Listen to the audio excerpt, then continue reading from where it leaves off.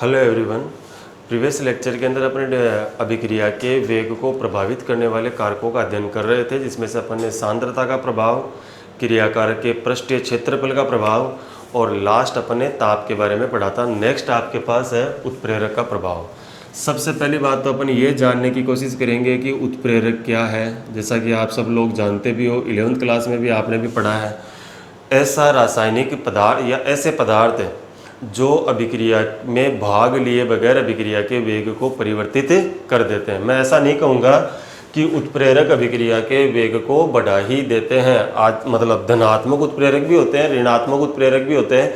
धनात्मक उत्प्रेरक अभिक्रिया के वेग को बढ़ा देते हैं, जबकि ऋणात्मक उत्प्रेरक अभिक्रिया के वेग को क्या करते हैं, घटाते हैं। तो यही कहना सही होगा कि उत्प्रेरक ऐसे रासायनिक पदार्थ जो अभिक्रिया में पार्टिसिपेट किए बगैर अभिक्रिया के वेग को क्या कर देते हैं, परिवर्तित कर देते हैं, क्या कहलाते हैं, उत्प्रेरक कहलाते हैं। दूसरी बात, हम यहाँ केवल धनात्मक उत्प्रेरक के बारे में ही बात करेंगे। हम यहाँ केवल किसकी बात करेंगे, धनात्मक उत्प्रेरक की बात ही करेंगे, धनात्मक उत्प्रेरक। क्लियर। हालांकि हम जानते हैं कि उत्प्रेरक दो प्रकार के हैं, धनात्मक और ऋणात्मक। ये भी बात है इसके अंदर कि आजकल ऋणात्मक उत्प्रेरक के लिए एक नया शब्द काम में लिया जाता है, जिसे हम क्या कहते हैं, ऋणात्मक उत्प्रेरक के लिए जो अलग वर्ड, उसको इनहिबिटर या संदमक बोला जाता है। क्लियर। तो उत्प्रेरक क्या है, ऐसे पदार्थ जो अभिक्रिया में भाग लिए बगैर अभिक्रिया के वेग को परिवर्तित कर देते हैं, क्या कहलाते हैं, उत्प्रेरक कहलाते हैं। दूसरी बात, यहाँ हम बात कर रहे हैं केवल और केवल धनात्मक उत्प्रेरक की, यानी कि ऐसे उत्प्रेरक जो अभिक्रिया के वेग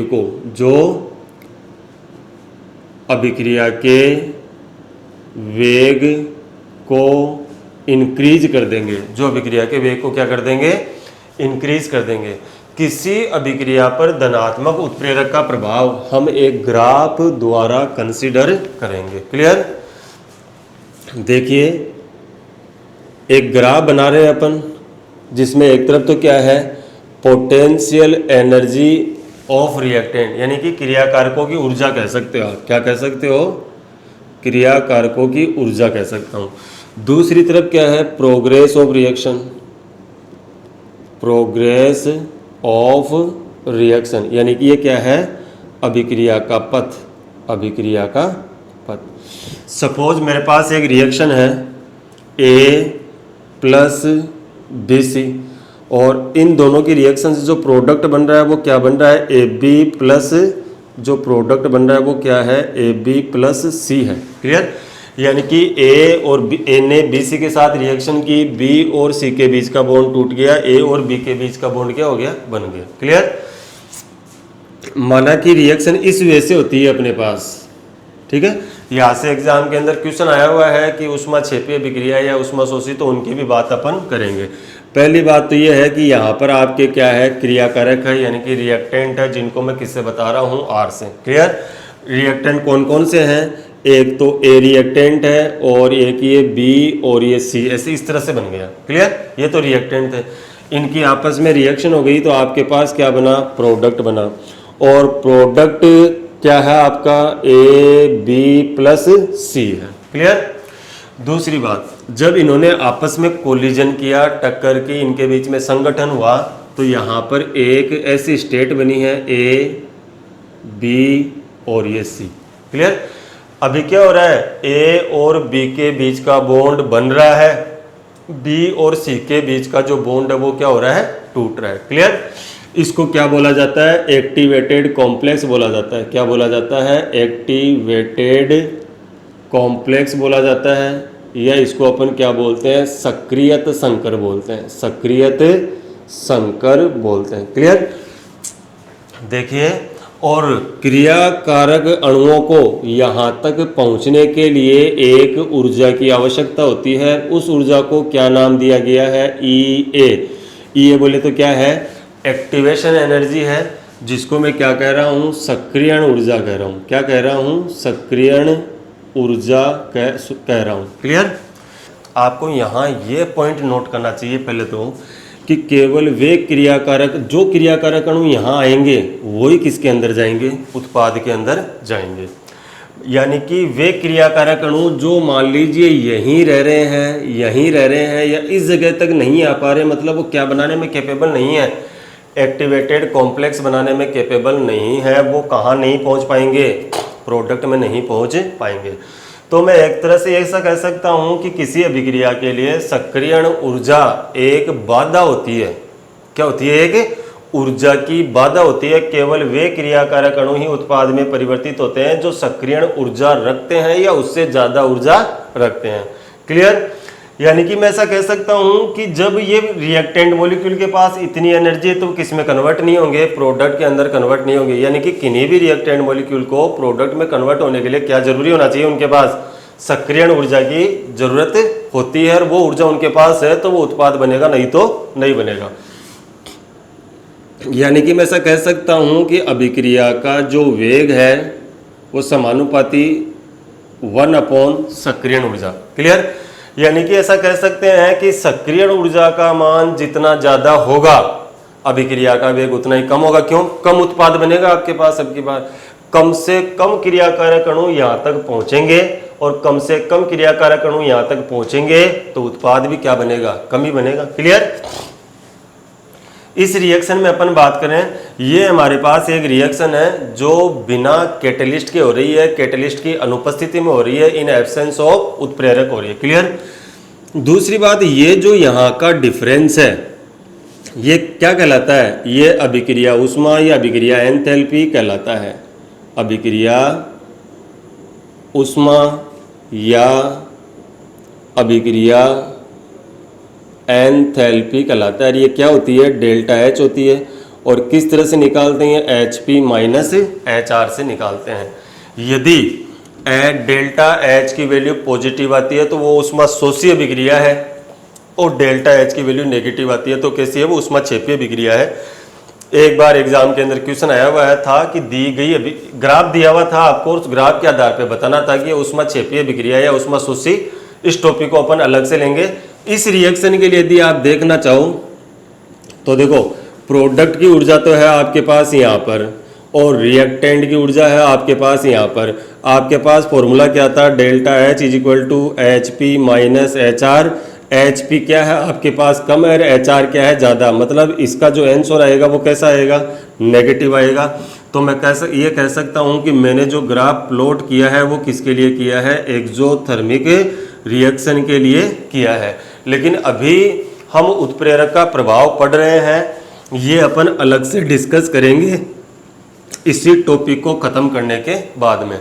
हमने एक ग्राफ प्लॉट किया क्रिया ऊर्जा के बीच में और अभिक्रिया के पथ के बीच में, जो इस तरह से है, और ये अभी किसकी एब्सेंस के अंदर है? उत्प्रेरक की अनुपस्थिति में है। यहाँ से हमने ये भी सीखा है कि अभिक्रिया का वेग होता है वो सक्रियण ऊर्जा के प्रतिलोमानुपाती होता है। किसी अभिक्रिया की सक्रियण ऊर्जा जितनी ज्यादा होगी उस अभिक्रिया का वेग उतना ही क्या होगा? कम होगा। अब इसी अभिक्रिया को क्या कर रहे हैं अपन? उत्प्रेरक की उपस्थिति में करवा रहे हैं, और इसी अभिक्रिया को आप उत्प्रेरक की उपस्थिति में करवाओगे तो कुछ इस तरह से अभिक्रिया होगी। क्लियर? यानी कि अब की बार जो सक्रियण ऊर्जा है वो क्या है? कम है। ये मैं क्या लिख रहा हूं? ई ए डैश, और ई ए डैश की वैल्यू कम है किसे? ई ए से। और जो डॉटेड वाला ग्राफ है वो क्या हो रहा है? उत्प्रेरक की उपस्थिति में हो रहा है। उत्प्रेरक की उपस्थिति में हो रहा है। क्लियर? तो मैं ऐसा कह सकता हूं किसी, और हम जो बात कर रहे थे वो किसकी कर रहे थे? धनात्मक उत्प्रेरक की कर रहे थे। क्लियर? तो मैं ऐसा कह सकता हूं उत्प्रेरक की उपस्थिति में अभिक्रिया का वेग बढ़ जाता है। उत्प्रेरक की उपस्थिति में अभिक्रिया का वेग क्या हो गया है? बढ़ गया है। कारण क्या है? कारण ये है कि सक्रियण ऊर्जा की वैल्यू क्या हो गई है? कम हो गई है।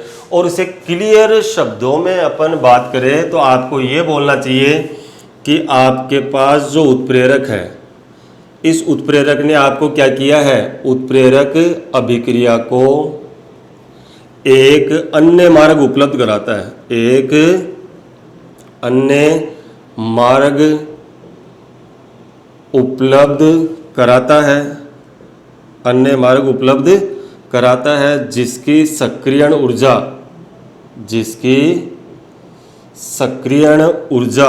कम है, जिसकी सक्रियण ऊर्जा कम होती है। क्लियर? यानी कि इसी पहले तो रिएक्शन किस में हो रही थी? उत्प्रेरक की अनुपस्थिति में हो रही थी, जो आपको डार्क लाइन से, स्पॉट लाइन से दिखाई दे रही है। क्लियर? तो ये तो उत्प्रेरक की अनुपस्थिति में थी, तब सक्रियण ऊर्जा की वैल्यू कहां से कहां तक थी? यहां से लेकर के यहां तक थी। क्लियर? और सक्रियण ऊर्जा को आप परिभाषित कर सकते हो, किसी अभिक्रिया के लिए आवश्यक वह है ऊर्जा जो क्रियाकारक अणुओं को उत्पाद में परिवर्तित करने में सक्षम होती है। आप ऐसा भी बोल सकते हो कि एक्टिवेटेड कॉम्प्लेक्स बनाने के लिए जिस एनर्जी की रिक्वायरमेंट होती है रिएक्टेंट मॉलिक्यूल, वो उसकी क्या है? सक्रियण ऊर्जा है। क्लियर? दूसरी अपन बात करें यहां से कि उत्प्रेरक, जब रिएक्शन को उत्प्रेरक की उपस्थिति में करवाया तो सक्रियण ऊर्जा यहां से लेकर कहां तक है? यहां तक है। यानी कि ई डैश की वैल्यू क्या है? कम है। किससे? ई से। ई डैश वाली वैल्यू किसके प्रेजेंस के अंदर हो रही है? उत्प्रेरक की उपस्थिति में हो रही है, और ये उत्प्रेरक की अनुपस्थिति में हो रही है। तो उत्प्रेरक ने क्या किया? अभिक्रिया की सक्रियण ऊर्जा के मान को क्या कर दिया? कम कर दिया। तो मैं क्या कह सकता हूं, यदि अपन इसको केमिकल लैंग्वेज के अंदर बात करें तो क्या किया? उत्प्रेरक अभिक्रिया को एक अन्य मार्ग उपलब्ध कराता है जिसकी सक्रियण ऊर्जा क्या होती है? कम होती है, जिसके फलस्वरूप अभिक्रिया का वेग बढ़ जाता है। आप ये भी कह सकते हो कि उत्प्रेरक ने सक्रियण ऊर्जा की वैल्यू को क्या कर दिया है? डिक्रीज कर दिया है। ये हो गया आपके पास उत्प्रेरक का प्रभाव।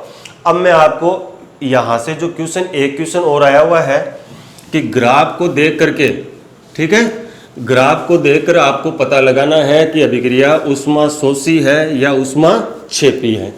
वो किस आधार पर डिटरमाइन करते हैं? वो डेल्टा एच के आधार पर डिटरमाइन किया जाता है। क्लियर? तो सबसे पहले बात करते हैं अपन डेल्टा एच। डेल्टा एच किसको बताता है? अभिक्रिया एंथैल्पी को बताता है। क्लियर? अभिक्रिया एंथैल्पी क्या होती है? HP minus HR। ये तो क्या है? उत्पाद की एंथैल्पी। ये क्या है आपके पास? उत्पाद की एंथैल्पी है। और ये क्या है आपके पास? क्रियाकारक की एंथैल्पी। क्रियाकारक की एंथैल्पी। क्लियर? अब इसमें दो केस स्टडी कर लेते हैं अपन। एक तो आपके पास कौन सा है? ऊष्माशोषी अभिक्रिया के लिए, ऊष्माशोषी अभिक्रिया के लिए। और एक केस आपके पास कौन सा है? ऊष्माक्षेपी अभिक्रिया के लिए। क्लियर? ऊष्माशोषी अभिक्रिया का मतलब डेल्टा एच की वैल्यू क्या आएगी? पॉजिटिव, मतलब आपको एनर्जी ऐड करनी है। और ऊष्माक्षेपी अभिक्रिया का मतलब क्या है? Delta H is equal to क्या आएगा आपके पास? नेगेटिव, मतलब रिएक्शन चल रही है, रिएक्शन से हमें एनर्जी मिल रही है। Is that clear? Delta H की वैल्यू पॉजिटिव कैसे पॉसिबल है?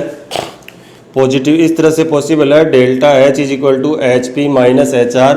यदि प्रोडक्ट की एंथैल्पी ज़्यादा है किससे? रिएक्टेंट से। मतलब आपको एक ऐसा ग्राफ प्लॉट करना है जिसमें प्रोडक्ट की एनर्जी ज़्यादा हो, रिएक्टेंट की एनर्जी क्या हो? कम हो। डेल्टा एच नेगेटिव कब आएगा? Delta H is equal to HP minus HR। यहाँ क्या होगा? H प्रोडक्ट की जो एंथैल्पी है वो क्या होगी? कम होगी। किससे? रिएक्टेंट से। ठीक है? अब इन दोनों को देख करके क्या कर लेंगे अपन? ग्राफ ड्रॉ कर लेंगे। तो देखो, इधर की तरफ तो आपके पास क्या है? ऊर्जा है। और इधर की तरफ आपके पास क्या है? Progress of reaction. Progress of reaction है। क्लियर? और यहाँ आपको किसकी ऊर्जा ज़्यादा बनानी है? प्रोडक्ट की ऊर्जा ज़्यादा बनानी है। क्लियर? तो मैं इस ग्राफ को इस तरह से बना दूंगा। यहाँ ये तो क्या है आपके पास? प्रोडक्ट है। ये क्या है आपके पास? रिएक्टेंट है। क्लियर? और इस ग्राफ के अंदर जो ये है, ये क्या होगी आपके पास? EA है आपके पास।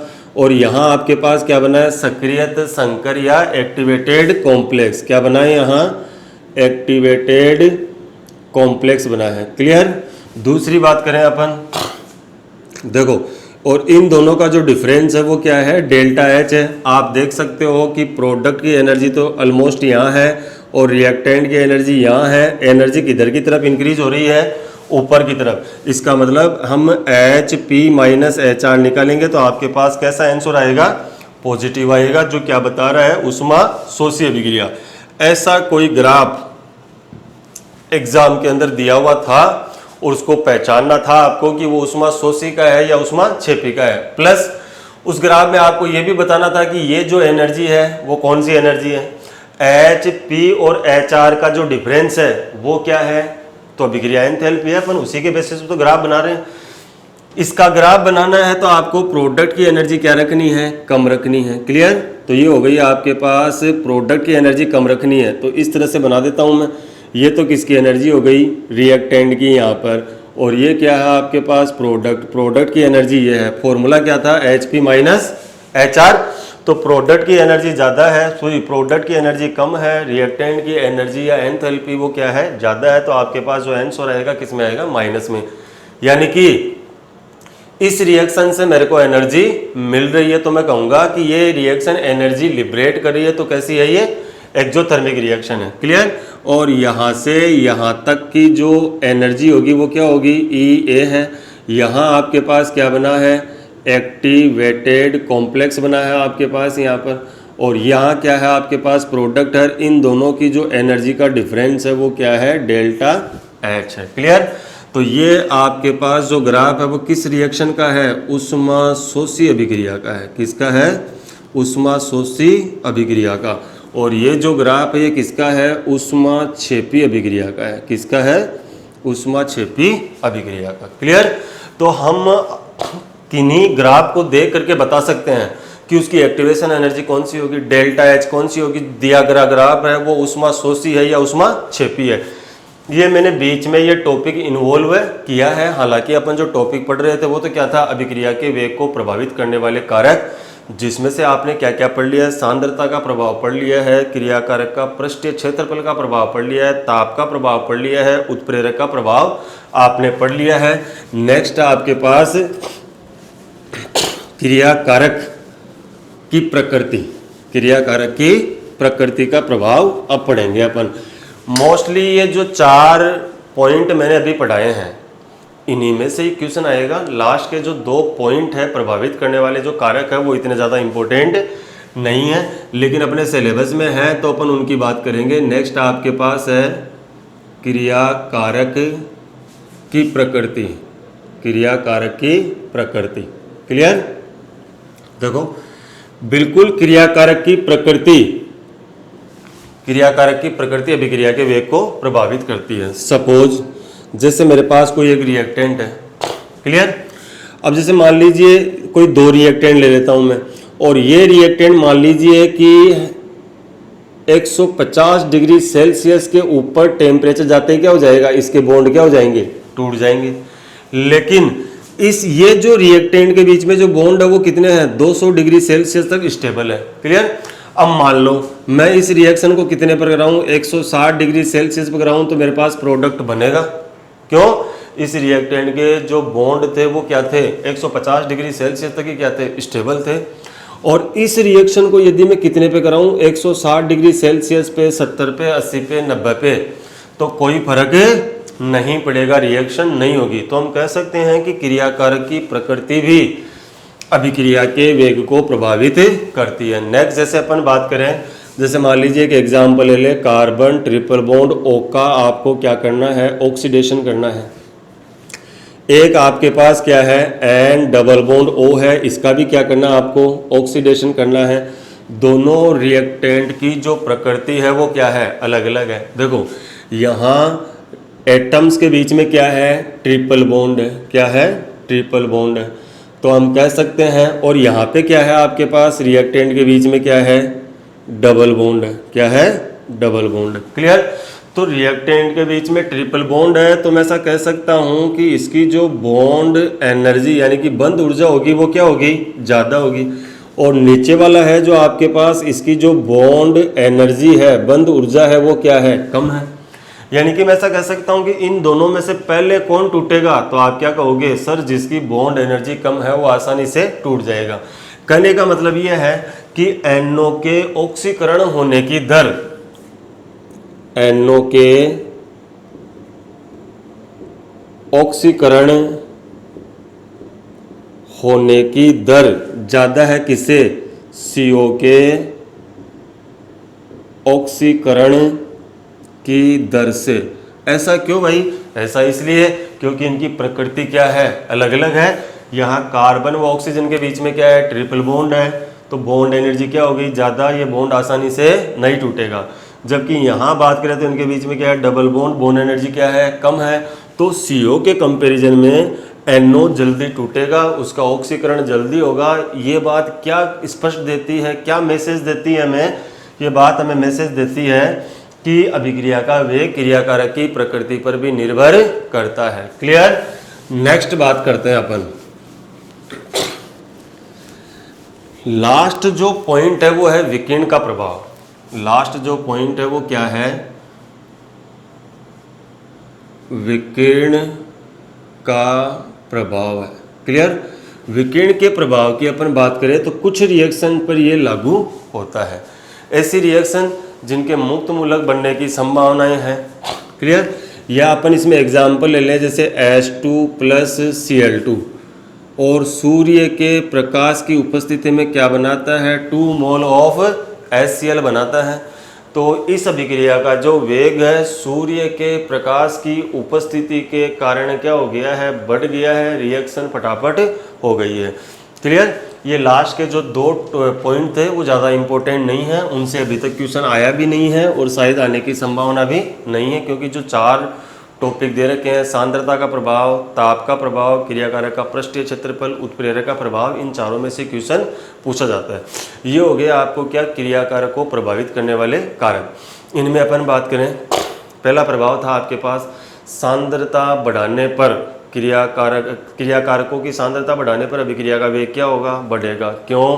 क्योंकि हम द्रव्यानुपातिक क्रिया के नियम के अनुसार जानते हैं अभिक्रिया का वेग क्रियाकारक की सांद्रता के समानुपाती होता है। दूसरा पॉइंट था आपके पास क्रियाकारक का पृष्ठीय क्षेत्रफल। तो हम जानते हैं कि क्रियाकारक का पृष्ठीय क्षेत्रफल बढ़ने पर अधिक से अधिक क्रियाकारक अणुओं को एक साथ अभिक्रिया में पार्टिसिपेट करने का मौका मिलता है, जिससे अभिक्रिया का वेग क्या हो जाता है, बढ़ जाता है। क्लियर? थर्ड था ताप। ताप वाले में हमने ज़्यादा बात नहीं की थी, सिर्फ इतनी बात की थी कि टेम्परेचर बढ़ाने पर अभिक्रिया का वेग बढ़ेगा। हमने सिर्फ इतना स्टेटमेंट दे सकते हैं अभी तक केवल कि क्रियाकारक अणुओं की गतिज ऊर्जा में क्या हो जाती है, वृद्धि हो जाती है। क्लियर? दूसरी बात करें अपन इसमें कि 10 डिग्री सेल्सियस ताप बढ़ाने पर अभिक्रिया का वेग क्या होता है, लगभग 2 से 3 गुना हो जाता है। नेक्स्ट जो प्रभाव था उत्प्रेरक का था, उसके बारे में अपन ने ये कहा था कि उत्प्रेरक अभिक्रिया को एक अन्य मार्ग उपलब्ध करवाता है, जिससे अभिक्रिया की सक्रियण ऊर्जा का मान क्या हो जाता है, कम हो जाता है।